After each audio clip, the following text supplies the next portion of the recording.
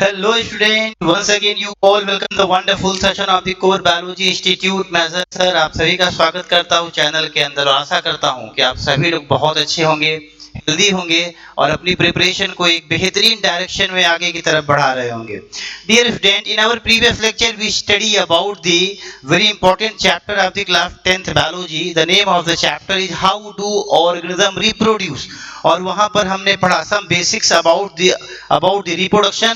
और हमने क्या देखा वहां पर कि do organism create exact copy to themselves. ये एनसीईआरटी की पहली हेडिंग थी। हमने वहां पर देखा क्या जितने भी ऑर्गेनिज्म होते हैं वो अपने जैसे ही सेम इंडिविजुअल को पैदा करते हैं, फॉर्म करते हैं। तो हमने कहा कि definitely no.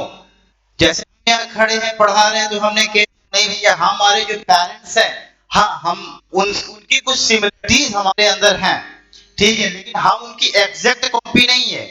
Due to the slightly genetic error, थोड़ा मोड़ा जो है जेनेटिक एरर की वजह से हम लोग उनसे क्या है बेटा अलग है। तो उस दिन पहला जो टॉपिक था मैं उसको थोड़ा सा रिकॉल करूंगा आपको। If you have any problem related to that topic तो वो यहीं पर सॉल्व हो जाएगा। समझ में आ रहा है जी? तो स्टार्ट करते हैं डियर स्टूडेंट। टॉपिक का नाम वैसे तो आज हमें पढ़ना है वेरिएशन और इस डायग्राम से पूरा समझने का प्रयास करेंगे कि what is the variation. But सबसे पहले रिकॉल करते हैं प्रीवियस चैप्टर को और डाउट्स क्लियर करते हैं। क्या क्लियर करते हैं? डाउट्स क्लियर करते हैं, ठीक है। तो प्रीवियस चैप्टर में हमने आज आपको मैं पहले डीएनए, क्रोमोसोम और क्रोमैटिन समझा दूं जिससे आपकी चीजें एकदम आसान हो जाए, ठीक है। चलिए अगर मैं बोलूं आपसे कि suppose that this is the cell, इसको मैं सेल बोल दूं तो कोई डाउट नहीं होगा आपको जी, ठीक है, एकदम आसानी से, बस केवल रिवाइज करा रहा हूं आपको। And this is the nucleus, ठीक है। तो ये जो खाली जगह है इसको क्या बोलेंगे? साइटोप्लाज्म। क्या बोलते हैं? साइटोप्लाज्म। ये जो हॉलो कैविटी है, ठीक है, ये आपका न्यूक्लियस है। ये क्या है? दिस इज द न्यूक्लियस, ठीक है, दिस इज द न्यूक्लियस। अच्छा यहां पर एक चीज ध्यान दो, ये जो हॉलो कैविटी पूरी है इसको साइटोप्लाज्म कह देते हैं। न्यूक्लियस के अंदर जो ये हॉलो कैविटी है, जो ये न्यूक्लियस के अंदर खाली जगह है, इसको हम क्या कहते हैं? This is the nucleoplasm. क्या बोलते हैं? This is the nucleoplasm. समझ में आ रहा? और हम जब मिला देते हैं न्यूक्लियोप्लाज्म और साइटोप्लाज्म को ही मिला के क्या बोल देते हैं? प्रोटोप्लाज्म। क्या बोल देते हैं बेटा? प्रोटोप्लाज्म बोल देते हैं। न्यूक्लियोप्लाज्म और साइटोप्लाज्म को मिला के बोलते हैं हम प्रोटोप्लाज्म जी, ठीक है। और ये न्यूक्लियस कैरी करता है, न्यूक्लियस कैरी करता है क्या? Nucleus carry genetic material. Nucleus के पास क्रोमोसोम होता है। क्या होता है? Chromosome is the most condense part of the DNA. अब सुनो डीएनए क्या है, ध्यान से सुनो। जैसे मैं यहां बोलूं कि देखिए ये स्ट्रक्चर है डीएनए का, इसको क्या बोलेंगे? This is the DNA, this is the DNA. समझ में आ रहा है? ये डीएनए हो गया। तो डीएनए का फुल फॉर्म होता है डीऑक्सीराइबोन्यूक्लिक एसिड। डीऑक्सीराइबोन्यूक्लिक एसिड याद हो जाएगा, डीऑक्सीराइबोन्यूक्लिक एसिड। डीएनए जब कंडेंस होगा, जब ये डीएनए क्या होगा? कंडेंस का मतलब जब ये डीएनए और उलझेगा तो ये इस तरीके का एक स्ट्रक्चर बना लेगा जिसको हम बोलेंगे क्रोमैटिन। क्या बोल देंगे? क्रोमैटिन बोल देंगे। समझ में आ रहा है? जब ये क्रोमैटिन भी क्या होगा? कंडेंस होगा। जब ये क्रोमैटिन भी क्या होगा? कंडेंस होगा। ये क्रोमैटिन भी कंडेंस होगा। ये कंडेंस होके बना क्या लेगा? कुछ इस तरीके का स्ट्रक्चर का ये फॉर्म कर लेगा, इस तरीके से, जिसको हम क्या बोल देते हैं बेटा लोग? क्रोमोसोम बोल देते हैं। क्या बोल देते हैं? क्रोमोसोम्स बोल देते हैं। तो कह सकते हैं कि chromosome is the most condense part of the DNA. कह सकते हैं chromosome is the most condense part of the DNA, ठीक है। आपने कहा कि सेल है, सेल के अंदर न्यूक्लियस है, न्यूक्लियस के अंदर जेनेटिक मटेरियल है। आपने कहा कि जब डीएनए कंडेंस होगा तो क्रोमैटिन बनाएगा, क्रोमैटिन कंडेंस होगा तो क्रोमोसोम बनाएगा। तो कोई आपसे पूछेगा कि डीएनए का सबसे कंडेंस पार्ट कौन सा है, तो आप क्या बोलोगे? क्रोमोसोम। क्या है? क्रोमोसोम। समझ में आ रहा है? उस दिन हमने पढ़ा था कि अगर हम अपने पेरेंट्स से अलग हैं तो कैसे हैं, रीजन दीजिए। तो मैं रीजन दे रहा हूं यहां पर, ध्यान से आप देखेंगे। जैसे हमने कहा कि मान लीजिए इधर कोई मेल है, इधर कोई क्या है? फीमेल है, ठीक है, मेल एंड फीमेल। अब यहाँ पर एक चीज आपको बात ध्यान देनी है, ठीक है जी। तो थोड़ा सा यहाँ से आप बातों को एकदम लेके चलेंगे। चल भाई, इधर कोई मान ले कि मेल है, इधर कोई क्या है भैया, फीमेल है, ठीक है। तो मेल के पास क्या होगा बच्चा, स्पर्म होगा। फीमेल के पास क्या होगा, ओवा होगा। फीमेल के पास क्या होगा, ओवा होगा। समझ में आ रहा है। अब यहाँ पर ध्यान से देखिए थोड़ा सा।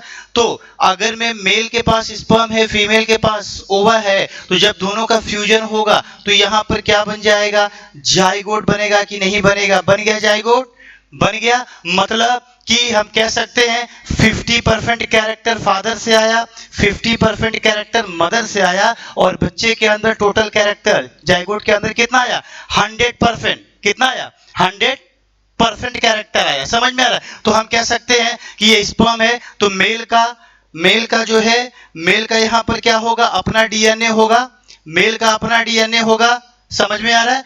यहाँ पर फीमेल का क्या होगा, अपना डीएनए होगा। समझ में आ रहा है। और डीएनए के पास इंफॉर्मेशन होती है, डीएनए के पास क्या होती है, इंफॉर्मेशन होती है प्रोटीन बनाने की। तो हम ये कह सकते हैं मेल का डीएनए अलग प्रोटीन बनाएगा, मेल का डीएनए अलग प्रोटीन बनाएगा, फीमेल का डीएनए क्या बनाएगा, अलग प्रोटीन बनाएगा।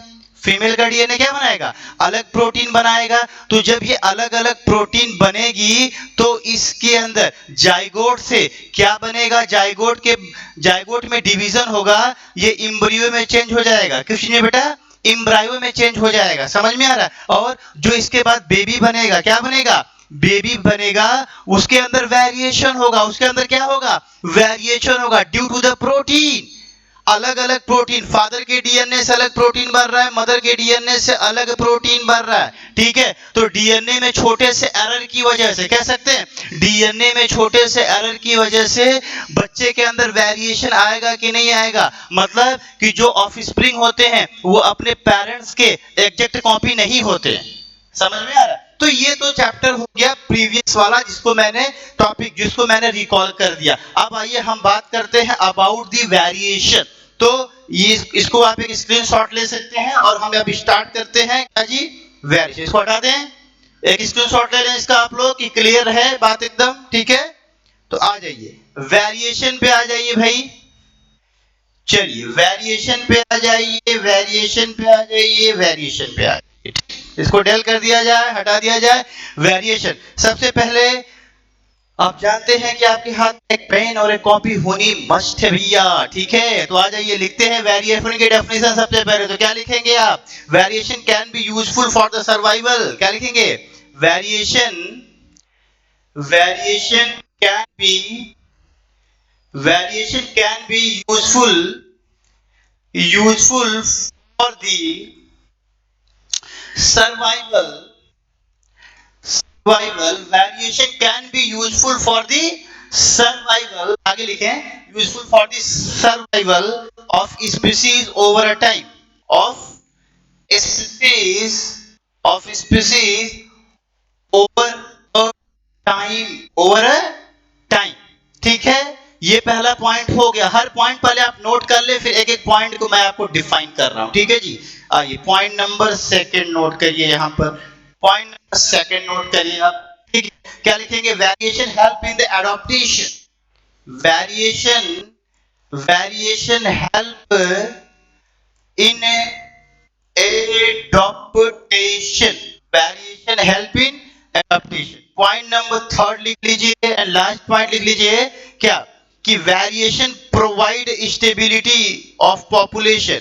Variation provide stability of population को स्टेबिलिटी देने का काम करता। अच्छा अब आ जाइए, पूरी बात वेरिएशन की समझते हैं एकदम अच्छे से, ध्यान से देखिए। मैंने क्या बोला आपसे कि वेरिएशन क्या, आपने लिखा variation can be useful for survival of the species over a time.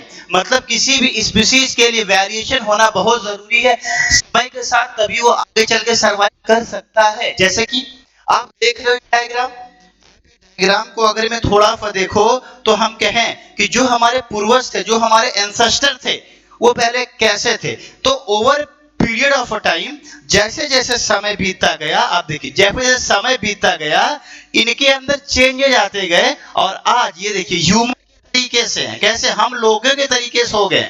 तो ये सारी चीजें हुई कैसे, एक टाइम पीरियड गैप, एक जो टाइम पीरियड है उस टाइम पीरियड में हमारे हमारे डीएनए में, हमारे जो है जेनेटिक सीक्वेंस में, हमारे जेनेटिक सीक्वेंस में स्मॉल एरर हुआ, छोटा छोटा एरर होते गया, छोटा छोटा एरर होते गया, और वो एरर होते होते होते आज जो है एक कंप्लीट ह्यूमन का फॉर्मेशन हुआ। एरर होते होते क्या हुआ, एक जस्ट मिनट वेट स्टूडेंट, होते होते यहाँ पर क्या हुआ, एक कंप्लीट ह्यूमन का फॉर्मेशन हो गया। यहाँ पर क्या कह रहा है कि variation can be useful for the survival of the species over a time.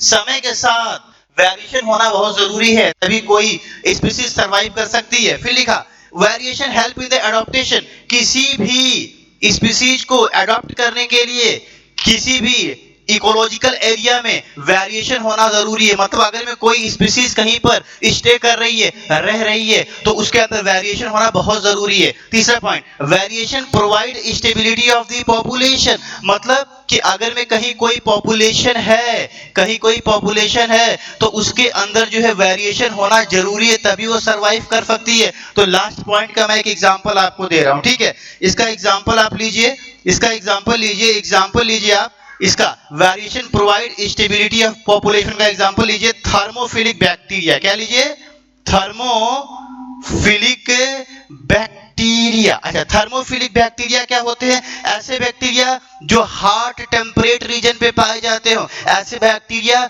जो बहुत ज्यादा टेम्परेचर पे भी अपने आप को क्या करते हैं, सरवाइव करा लेते हैं, उनको क्या कहते हैं, थर्मोफिलिक बैक्टीरिया कहते हैं। जैसे मैं कहूं कि ये कोई मान लीजिए एरिया है, मान लीजिए ये कोई एरिया है, थर्मोफिलिक रीजन है। कैसा रीजन है ये, कोई थर्मो क्या बोलते हैं, ये कोई मान लीजिए थर्मोफिलिक रीजन है। तो अगर में ये थर्मोफिलिक रीजन है और यहाँ पर ये कोई बैक्टीरिया है, यहाँ पर ये क्या है, कोई बैक्टीरिया है, और ये मान लीजिए ग्रो कर रहा है 45 डिग्री सेल्सियस से लेके 50 डिग्री सेल्सियस तक।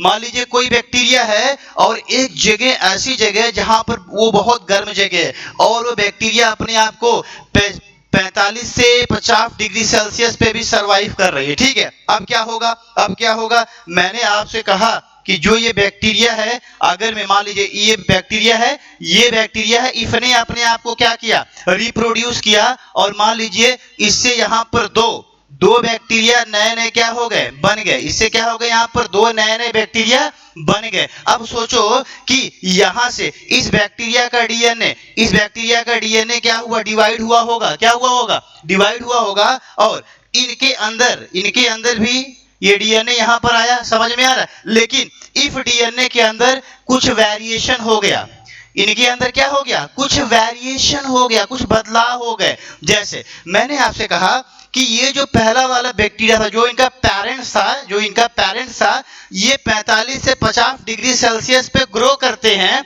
मैंने कहा किसी रीजन से, किसी वजह से इस जगह का टेम्परेचर मान लो 60 डिग्री सेल्सियस हो गया, क्या हो गया, 60 डिग्री सेल्सियस हो गया, तो अब तो ये वाले बैक्टीरिया क्या करेंगे, मर जाएंगे। क्यों, क्योंकि वो यह केवल कितना टेम्परेचर अडॉप्ट कर सकते हैं, 45 to 50 degree Celsius.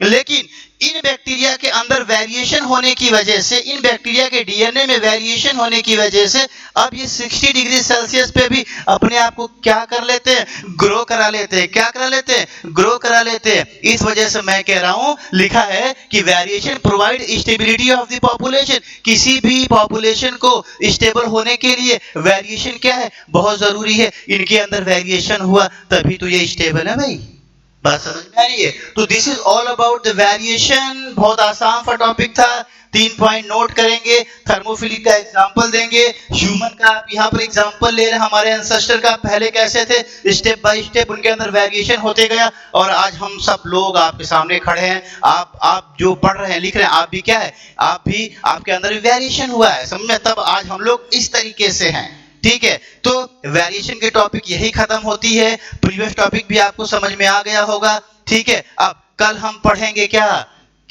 The mode of the reproduction, जिसमें हम पढ़ेंगे asexual type of the reproduction and sexual type of the reproduction. Introduction, ठीक है। और एक कोटेशन लास्ट में जाते जाते आपको याद रखना है।